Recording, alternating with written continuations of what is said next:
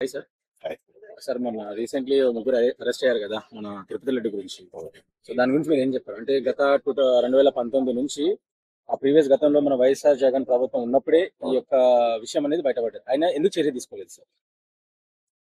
అది చర్యలు తీసుకునే గవర్నమెంట్ కాదు, చెడ్డ పనులు చేసే గవర్నమెంట్. దేని మీద చర్య తీసుకున్నాడు జగన్? చర్యలు తీసుకుంటాక ఆయన అధికారంలో రాలేదు. ఇవన్నీ ఆల్తుపాల్తు లెక్కలుగా ఎక్కడ ఏదో వస్తుంది, ఏం చేద్దాం, ఏ విధంగా ప్రాఫిట్ ఇన్కమ్ చూసుకోవటం, ఇట్లాంటి పనులు చేయటమే వాళ్ళకి స్టార్టింగ్ నుంచి ఉన్న ఒక నైజామే అదే వాళ్ళది. ఎందుకంటే రాజశేఖర రెడ్డి కూడా అంతే. భూ కబ్జా ఇవాళ ఇక్కడ సిటీలో కూడా కొన్ని వేల ఎకరాలు రాజశేఖర రెడ్డి హయాంలో భూ కబ్జాలు చేసినవి ఉన్నాయి. ఇప్పటికీ కేసీఆర్ కి జగన్ కి మధ్య అండర్స్టాండింగ్ లో అదే నడుస్తుంది. ఇంకా త్వరలో మరి రేవంత్ రెడ్డి గట్టిగా ఉంటే అవన్నీ హ్యాండ్ ఓవర్ చేసుకోవచ్చు. అర్థమైందా? జగన్ విషయం నేను ఏనాడో చెప్పా, చాలా చాలా విషయాలు చెప్పా చాలా ప్రెస్ మీట్ లో. అది కరెక్ట్ కాదు తను చేసేది. ఎందుకంటే తను లీడర్లు, ఆ మంత్రులు, ఆ ఎమ్మెల్యేలు వాళ్ళు దోసుకుంటారు తప్ప ప్రజలకి నిజమైన సేవ చేయడానికి జగన్ అధికారంలో రాల. ఎందుకంటే జగన్ గురించి నాకు చాలా చాలా బాగా తెలుసు. ఎట్లా అంటే రాజశేఖర రెడ్డి ఇంటికి వెళ్ళేవాడు నేను, రోడ్ నెంబర్ 2లో. అతను ఎలా అంటే పేద గేద అనేది కౌలు చెప్తున్నాడు తప్ప అవన్నీ పచ్చి అబద్ధాలు. పేదలంటే అసలు పడదు ఆయనకి. కింద నుంచి పైదాకా చూస్తాడు. ఆ మాసిపోయిన బట్టలు, చిరిగిపోయిన ఇరిగిపోయిన చెప్పులు లాంటివి ఉంటే కూడా లోనకు కూడా రానివ్వడతాను. అది అసలు నిజ స్వరూపం. అది దయచేసి తెలుసుకోండి. ఎందుకంటే ప్రజలకు చెప్తున్నా నేను, మీరు అతని విశ్వరూపం మీకు తెలియట్లా. అతనేదో క్రిస్టియన్ అనో లేకపోతే ముస్లింస్ రెచ్చగొట్టే గుణ ఇట్లాంటి పద్ధతులు కాదు. ఇప్పుడు చూడండి, ఉదాహరణకి పవన్ కళ్యాణ్ గారు అందరిని కలుపుకుపోతున్నాడు. ఆయన అందరూ కలిసిమెలిసి పోదాము, ఎవడన్నా తప్పు చేస్తే వాడిని శిక్షించండి, అంతేకాని మనం తప్పును ప్రోత్సహించకూడదని చెప్తున్నాడు. ఆడెవడో రెడ్డి ఆడెన్నో ల్యాండ్లు కబ్జాలు చేశాడు ఇవాళ. అది కూడా ఆయన పోయి పట్టుకున్నాడు కదా.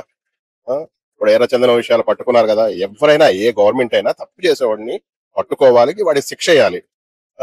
ఒక ఆవు పాలే తీసాము, ఆవు తప్పు, గేదె తప్పు, ఇవి కాదురా బాబు జగన్. నువ్వు కొంచెం మారాలి. నువ్వు చదువుకుంది పాలిటిక్స్ గానీ చిన్నప్పటి నుంచి, అది కాదు మీ తాతాయం నుంచి. ఇక నుంచి మానుకో, అవన్నీ మానుకుని మంచి పనులు చేయి. ఎందుకంటే నువ్వు పులివెందుల్లో కూడా ఓడిపోయారు మీరు, ఒంటిమిట్టలో కూడా ఓడిపోయారు. అయినా మారతల్లా నువ్వు. ఏదో ఒకటి తప్పు చేద్దామని తప్పుని తప్పుగా చెయ్యి, చూపించు. అర్థమైందా? అంతేకాని నువ్వు లేనిపోయిన చేయటం కరెక్ట్ కాదు. అర్థమైందా? ప్రూఫ్ అయింది ఆల్రెడీ, ఏనాడో ప్రూఫ్ అయింది, 2002లోనే ప్రూఫ్ అయింది. కానీ నీ గవర్నమెంట్ ఉంది కాబట్టి దాన్ని బయటకు రాకుండా అట్లా తొక్కి పెట్టావు. అది తప్పు కదా. ప్రపంచ పేరు ప్రఖ్యాతులు గాంచిన భగవంతుడు ఆయన, కలియుగ దైవం వెంకన్న బాబు. అట్లాంటి లడ్డూలో కూడా కల్తీ ఏంటి? ఏంటి? ఇప్పుడు విజయవాడలో కూడా అప్పుడు మీ నాన్న రాజశేఖర రెడ్డి కూడా ఆ దుర్గమాత టెంపుల్ అంటే ఎంతో ప్రసిద్ధి గాంచింది. అక్కడ కూడా సిలువులు పాతటాలు, 7 కొండల మీద కూడా భూ కబ్జాలు చేసుకుని మళ్ళీ అక్కడేదో చర్చిలు కట్టాలి, బుర్చిలు కట్టాలి. ఆ 7 కొండలో కొండ జాలని తీర్పులు ఇచ్చారు. ఇది కరెక్ట్ కాదు. ఇప్పుడు విజయవాడలో గుణదలు ఉంది, అక్కడ మేరీమాత కొండ అంటారు, కొలుస్తారు. తప్పులేదు. దేవుడు దైవం అంటే ఎవరైనా హిందువులైనా ముస్లింస్ అయినా వాళ్ళ నమ్మకం కొలుసుకోవాలి. అంతే. కొండలో నువ్వు ఏదో పూర్వకాలం ఎన్నో వందల సంవత్సరాల క్రితం ఉన్న దేవాలయ భూములు కూడా ఒక కొండ చాలు, 6 కొండలు తీసేస్తావు. తీసి నువ్వేం చేసుకుంటావు? అవి కూడా మీకే కావాలా? మీరు మనుషులు రా బాబు, ఏం చేసుకుంటారు మీరు? 100 ఏళ్ళు గ్యారంటీ లేదు, మనం చెప్తాం. ఎప్పుడు చేస్తామో మనకు తెలియదు. అట్లాంటప్పుడు నీకు ఈ ఆశలు పాశలు ఎందుకు, ఈ గొడవల రోజు? ఇక నువ్వు కాముగా ఊరుకో, నీ సీన్ అయిపోయింది. ఏంటి, నువ్వు 5 years లో చేయలేని పనులు 1.5 year లో చేశారు, చేస్తారు. అర్థమైందా? ఇంకా బాగా ఆంధ్రప్రదేశ్ చాలా చాలా డెవలప్ అవుద్ది, బాగుంటది. సో సార్, జగన్ గారు ప్రెస్ మీట్ లో అలా అనడానికి ఏంటి గల కారణం? అంటే ఇప్పుడు ఆయనకు తెలియదు అంటారా? ఒక్క ఆవు సరిగ్గా ఫుడ్ తీసుకోకపోవడం వల్ల అలా కల్తీ జరుగుతుంది అంటే, ఒకే దగ్గరనే వీళ్ళు దాదాపు ఇన్ని సంవత్సరాల నుంచి తీసుకుంటున్నారా నెయ్యి అనేది? కల్తీ అనేది అంత ఈజీగా అలా చెప్తున్నారు అసలు? అంటే ఏమనుకోవాలి దీని బేసిస్? అది ఇంకా ఆ లెక్కలు అబద్ధం ఆడితే అతకాలి జగన్మోహన్ రెడ్డి. అబద్ధాలు ఆవుకి, నెయ్యి కల్తీకి.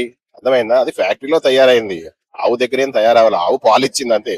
ఒక ఆవుతో కాదు కదా అవి, కొన్ని వేల ఆవులు నుంచి తీసిన పాలు, ఆ పాల నుంచి వచ్చిందే నెయ్యి. అంతేగాని 1000 ఇప్పుడు అన్ని ఆవులు రోగాలు వచ్చినాయి అంటావా నువ్వు? ఒకరోజు లడ్డు కల్తీ జరిగింది నువ్వు? అర్థమైందా? తెలుసుకోవాలి, మాట్లాడుతూ నేర్చుకో కొంచెం. నువ్వు నిజంగా మాట్లాడుకో, ఖండించడం చేత కాదు. అర్థమైందా? ఇప్పుడు గుణదలు ఉంది, చర్చిలు ఉన్నాయి, చర్చికి సంబంధించిన చోట చర్చికి సంబంధించిన వాళ్ళే పెట్టాలి. అలాగే అదేంటి మన తిరుమలలో క్రిస్టియన్స్ ని పెడతాం, తప్పు కదా. ఎప్పుడు మీకు ఉందలే, మీకు రాజకీయం బాగా అలవాటు. వీళ్ళని వాళ్ళని రెచ్చగొడతారు, ఎప్పటికప్పుడు వీళ్ళని వాళ్ళని కొట్లాట్లు చేస్తారు. అర్థమైందా? ఇప్పుడు తూర్పు గోదావరి పశ్చిమ గోదావరి ఉందంటే అక్కడ కూడా ఇప్పుడు గొడవలు చేస్తూ ఉంటారు, బలిజోళ్ళకని కాపులకని ఎస్సీ ఎస్టీలు కానీ మళ్ళీ కాపులు కానీ ఇట్లాంటివి చేస్తుంటారు. ఉం? అక్కడ గవర్నలు అని చెప్పి శ్రీకాకుళం అటే కాపులు అని విశాఖపట్నంలో ఇట్లాంటి గొడవలు చేస్తారు. మీకు ఇవన్నీ మానుకోండి దయచేసి. అర్థమైందా? ప్రభుత్వం మంచిగా పరిపాలన చేస్తుంది, చేయనివ్వండి. నీవు ఏమన్నా సలహాలు ఇస్తే మంచి సలహాలు ఇయ్యి. అర్థమైందా? మీలో తప్పు ప్రతి ఒక్కడు తప్పు చేసినోడే. దోసుకోవటానికే నీ పార్టీ పుట్టింది ఫస్ట్ నుంచి. అర్థమైందా? ప్రతి ఒక్కడు 100% జైలుకి వెళ్తాడు. అది మాత్రం కంపల్సరీ జగన్. ఎందుకంటే తప్పు చేసిన చంద్రబాబు నాయుడు వదలడు, పవన్ కళ్యాణ్ అస్సలు వదలడు. అర్థమైందా? పేద ప్రజల కోసం, రాష్ట్రం కోసం, దేశం కోసం, దేశ శ్రేయస్సు కోసం ఆయన వచ్చాడు, చేస్తాడు, చేసి తీరతాడు.